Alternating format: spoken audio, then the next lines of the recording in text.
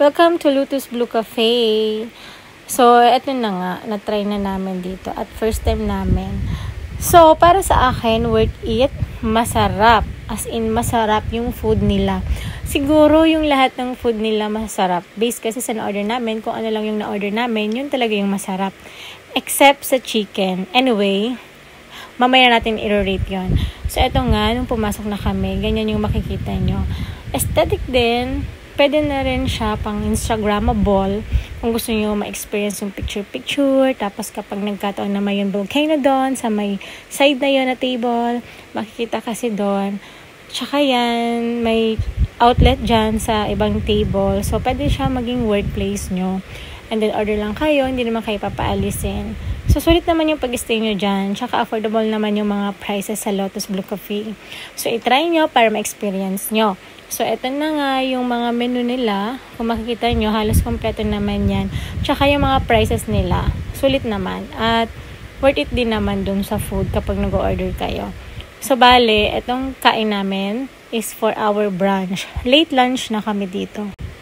Saka, mga mabait din yung mga dito, mga waitresses. Mabait sila and accommodating and friendly din. So, wala na naman ako masabi. Overall, okay naman sila. And then, yung pag-approach nila, okay naman. And then, yun nga, nahirapan kami mag-decide kung anong pipiliin namin kasi ang daming choices. So, kung ano yung gusto nyong kainin, yun lang yung order nyo. Kasi, for sure, kung wala kayong mindset na i-order nyo, mapapadami kayo sa order. So, at dahil kami, mahilig kami sa food trip is life, charos. Charos.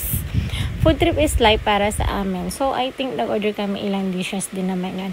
Anyways, kasi brunch naman yun, diba? So, walang makakapagpigil sa amin kasi maaga pa yun, hindi pa naman kayo matutulog. So, okay lang yun, mag-eat ng plenty. May mga pasta din sila, guys.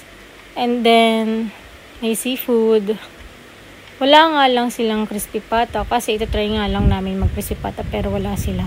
So, it's okay naman kasi iba-iba naman yung mga restaurant. And then, from the word of cafe, diba? So, mostly, pang coffee style lang at mga pang snacks lang to. So, nagdagdag lang sila kasi syempre may, hotel. So, syempre, kailangan nila more menu. So, ayan nga, back to our order.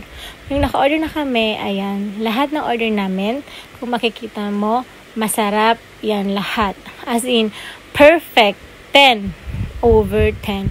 Except pala dun sa chicken, kasi yung chicken nila, napaka-ordinary. I-rate ko sila ng mga 2 over 10. As in, ordinary. Mas masarap pa nga yung kapag sarili mo ikaw mag-marinate So, para sa akin, kailangan nila i-improve yung chicken nila.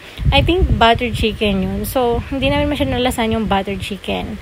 And then, napaka-ordinary lang talaga. Anyways, the rest is perfect and super sulit and yummy. So, itatry pa namin ulit at babalik pa kami dito. Ibang menu naman ang itatry namin. So, syempre, hindi mawawala yung picture, selfie ko at selfie namin.